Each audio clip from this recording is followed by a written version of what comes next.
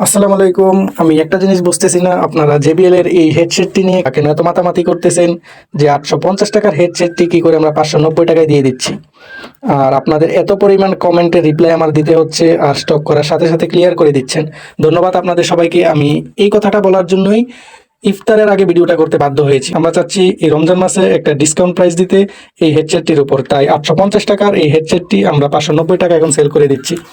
আর এই হেডসেটটি দেখতে এতটাই জোস যে যারা দেখে তারা এটার প্রেমে পড়ে যায়।